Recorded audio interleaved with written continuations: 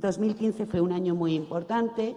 Se adoptaron toda una serie de acuerdos globales fundamentales y esenciales para reforzar el marco multilateral, un marco que todavía recibe algún tipo de ataques y que desde la Unión Europea estamos firmemente convencidos que es el camino de trabajar hacia adelante, que tenemos que trabajar juntos y que uno por uno solos no llegaremos a ningún sitio. Los desafíos son demasiado grandes para tratarlos a niveles de fronteras. Entonces, como decía Mami, este 2015 fue un año muy importante. Quiero recordar que esta semana también es una semana muy importante porque están teniendo lugar muchos eventos de diplomacia verde, como este mismo que estamos celebrando aquí, como la Feria Internacional del Medio Ambiente que inaugurábamos ayer con gran participación en Bogotá, pero como también las discusiones que están teniendo lugar en el diálogo de Talanoa para avanzar en la implementación de los acuerdos de París y discusiones de líderes que también van a tener lugar en corriente de esta semana y de la que viene sobre temas de vincular el clima, la seguridad y el desarrollo. Cómo hacer una agenda internacional que ponga todos estos elementos mucho más en común.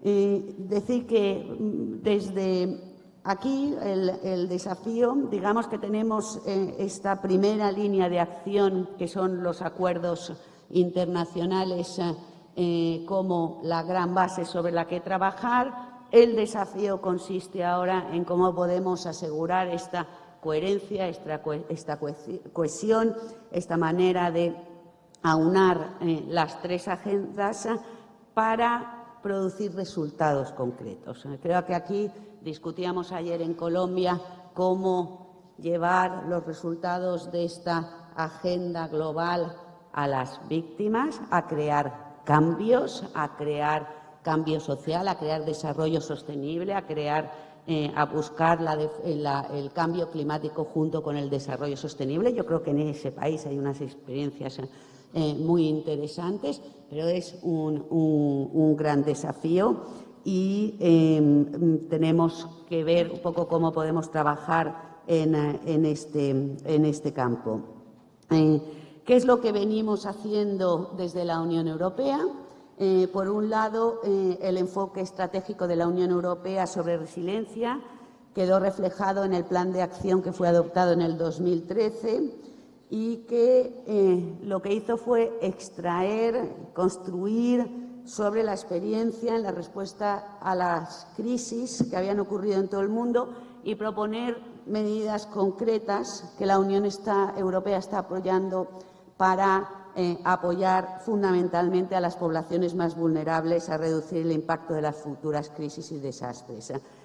Como decía Rafael antes que yo, se trata también de hacer un análisis común de las crisis y también de asegurar una acción coherente entre los diferentes instrumentos y los diferentes mecanismos que tenemos a la hora de actuar en las crisis.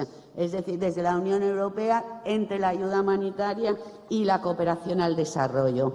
También desde la Unión Europea tenemos en marcha el Plan de Acción de Reducción de Riesgo de Desastres en el marco de Sendai, en el que se marca el camino que las políticas de la Unión Europea, cómo apoyar este marco de implementación de Sendai. Y hablamos mucho de apoyar políticas de resiliencia urbana. El plan asume la necesidad de reforzar los vínculos entre la gestión del riesgo de desastres, la adaptación del cambio climático y las políticas e iniciativas hacia una resiliencia urbana. No veo el tiempo porque yo creo que no se puso, entonces no sé el tiempo que me queda.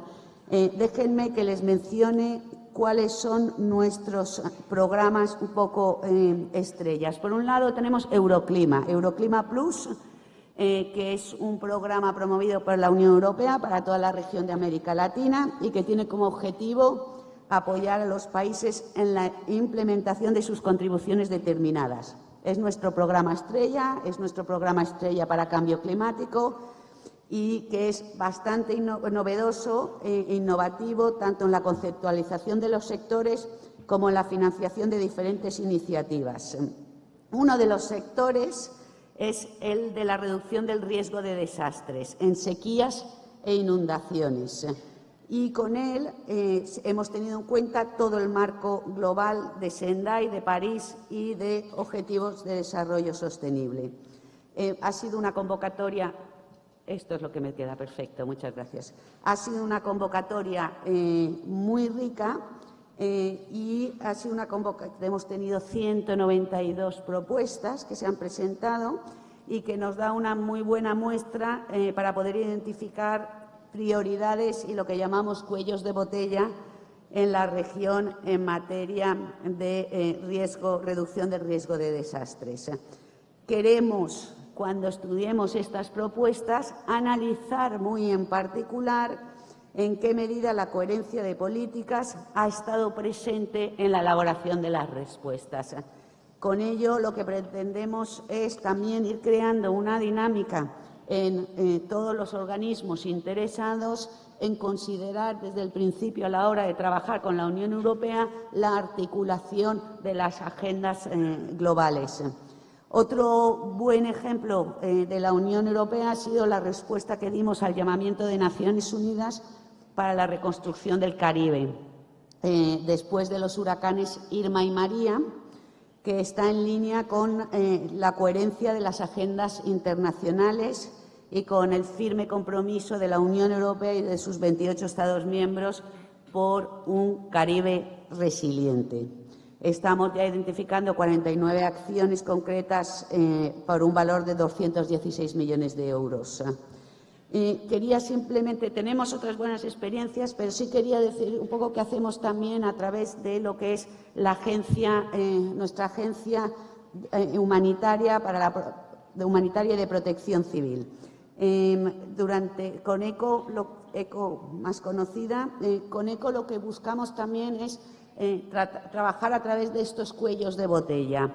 Y algunos ejemplos, tenemos un programa que vamos a lanzar de 15 millones de euros y la idea es reforzar los sistemas de alerta rápida, empoderando a los actores locales, mejorar la resiliencia a las sequías y la preparación a las sequías, usando una serie de indicadores, construir sobre las lecciones que aprendimos sobre el fenómeno El Niño, el huracán Matthew, y para promover acciones de preparación. También facilitar la interconexión y la complementariedad en las políticas. Adicionalmente, como también se mencionaba, la formación y la preparación de los cuerpos militares para proveer asistencia humanitaria en las crisis. Elemento que también se ha mencionado, la integración del sector privado, elemento fundamental en cualquier política que se plantee en estos días desde las administraciones y llegar a hacer partenariados públicos y privados. Y, finalmente, institucionalizar y capitalizar métodos y procesos y metodologías. Me quedo aquí. Muchas gracias y lo siguiente para el debate. Muchas gracias. Muchas gracias, embajadora. Pues, quería añadir que la Unión Europea es nuestro top donor de ISDR. Muchas cosas que hacemos no podemos continuar sin el apoyo que recibimos de la Unión Europea y, sobre todo, hacer que las ciudades sean resilientes es un proyecto muy exitoso que ha obtenido mucho soporte de la Unión Europea. Bueno, finalmente, pero como en inglés nos decimos last but not least, el doctor José Luis Samaniego de CEPAL va a hacer la presentación. La cuestión que teníamos era, ¿cuáles cree que son los desafíos en las capacidades de los países para el monitoreo de los avances en la implementación de estas agendas, las agendas de que estamos hablando?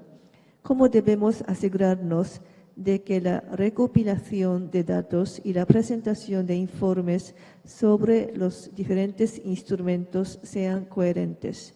¿Qué puede hacer mejor el sistema de las Naciones Unidas para apoyar a los Estados miembros de la región en el logro de la coherencia de las agendas globales de reducción del riesgo de desastres, cambio climático y objetivos de desarrollo sostenible?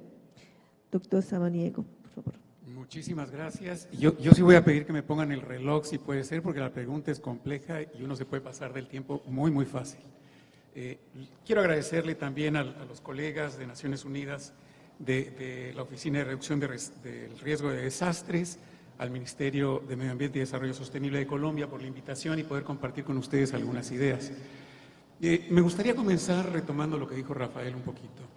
Efectivamente, la reforma de Naciones Unidas tiene una lógica de poder responder a la agenda de desarrollo que intenta no ser la apilación de objetivos, que no es una sumatoria, sino que intenta ser una nueva forma de resolver, un nuevo pacto para el desarrollo. Y justamente la reforma tiene el propósito de permitir que Naciones Unidas deje de pensar en silos, que está organizada como muchos de los gobiernos, porque es parte de la expresión de los gobiernos. Tenemos temas de infancia, tenemos temas de bosques, de pesca, tenemos temas de cambio climático, pero no tenemos todavía la costumbre y la instancia para poder reflexionar desarrollo. Y ese es el reto de la Agenda 2030, tanto para Naciones Unidas, pienso yo, como para los gobiernos. ¿Dónde están los principales retos? Bueno, tenemos una larguísima tradición en materia de atención a desastres. A eso se ha venido añadiendo la agenda climática, donde hay un parentesco cercano, sobre todo por el lado de la adaptación, es muy evidente.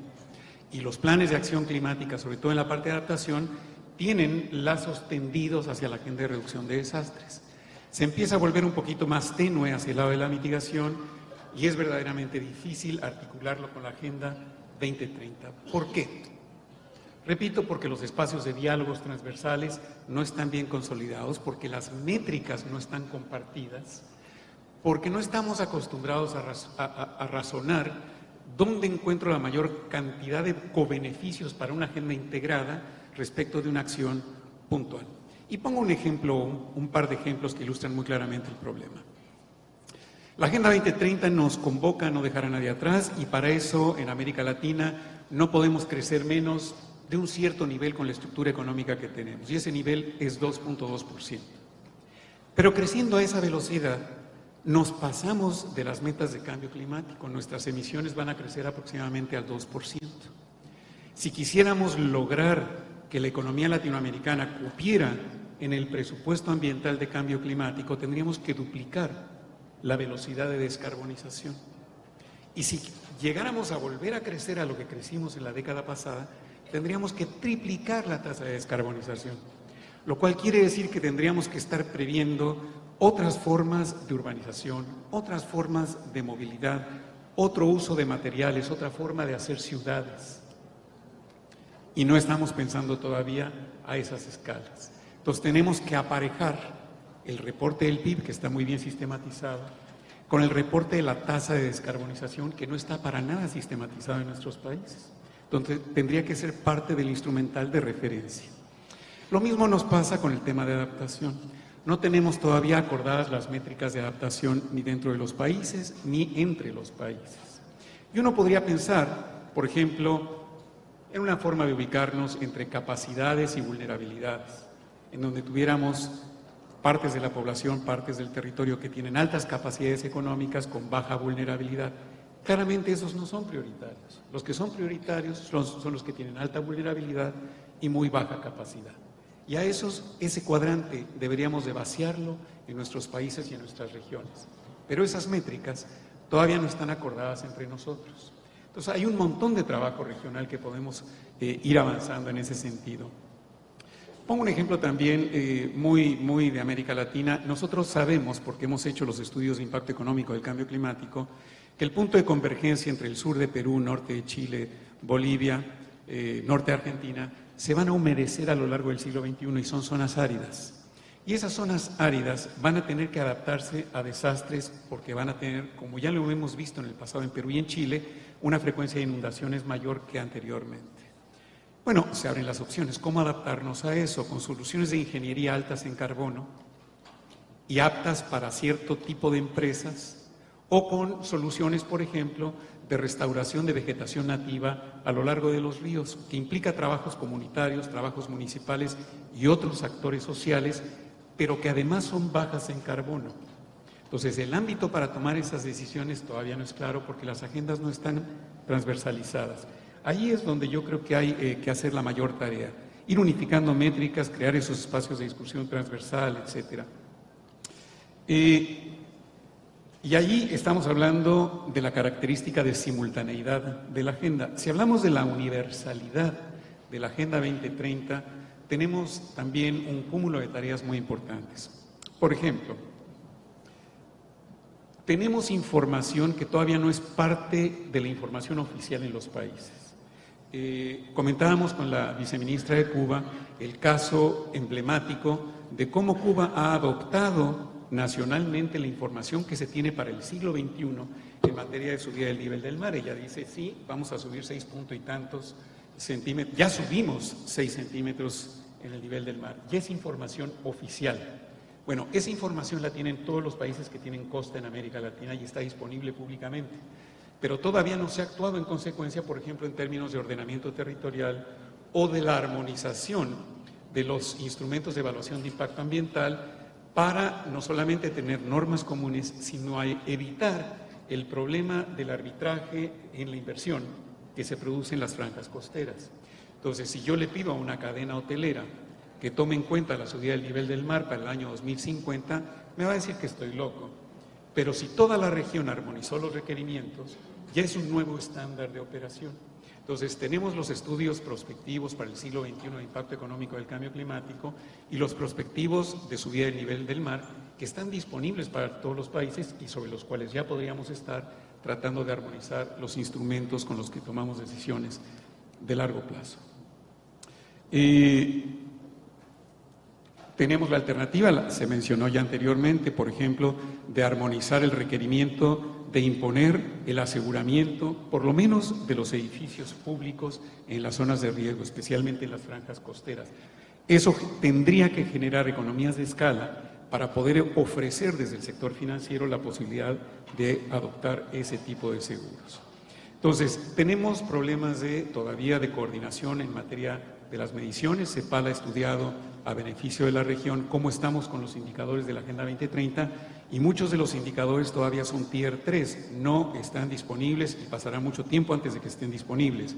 Otros son Tier 2, requieren de otros procesamientos, digamos, con los instrumentos disponibles y muy poquitos están efectivamente disponibles.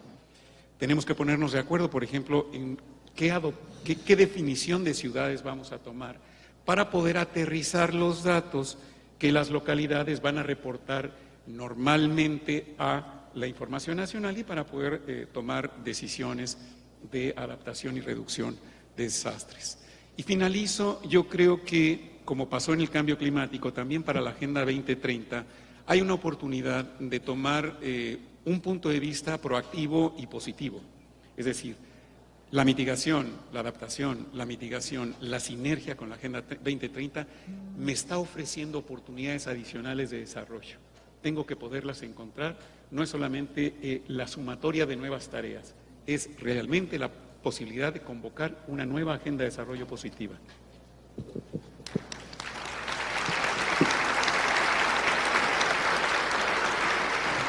Muchas gracias, doctor Samaniego. Bueno, entonces yo quería ahora pues abrir pues el debate a todos nosotros porque pues ustedes han sido escuchando muy atentamente y imagino que habrán preguntas. Voy a pedir a que un micrófono o sea pasado. Si alguien tiene una pregunta, por favor, que levante la mano y voy a pues tomar 3 cuestiones a la vez. Si tienen una pregunta a uno de los panelistas concreto, por favor, que se lo diga. Y entonces, algunas preguntas de Flor. Acá arriba. Y no puedo ver muy bien. Por ahí, la persona que está más a la izquierda. Vamos, Izquierda, entonces, y arriba.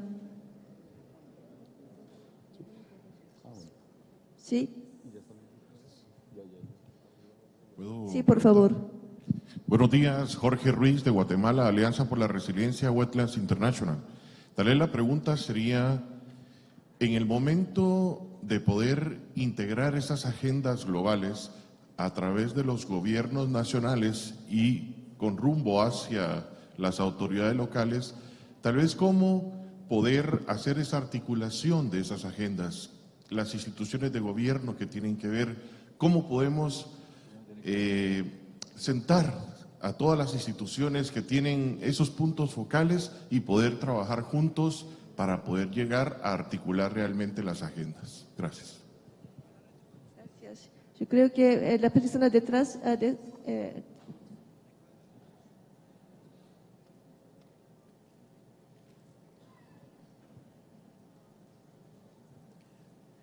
Muy buenos días, soy Relinda Sosa de Perú, de la Comisión Guairú y de GRUTS Perú.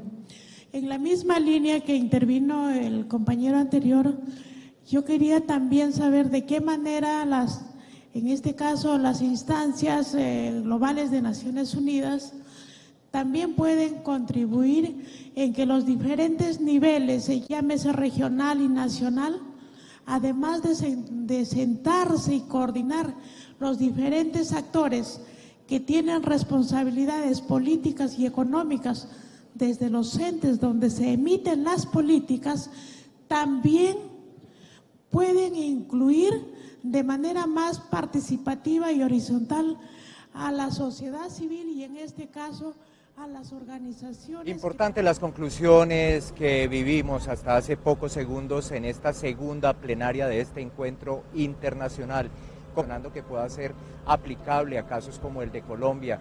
Vimos la exposición de nuestra viceministra de Ambiente, en donde habló de la valoración que se debe hacer en el tema de medio ambiente, pero aplicado también a las reservas naturales, cómo esos recursos tan importantes para todos nosotros deben ser cuidados, no solamente por el hombre, directamente por los ciudadanos, sino también por los gobiernos, Carolina.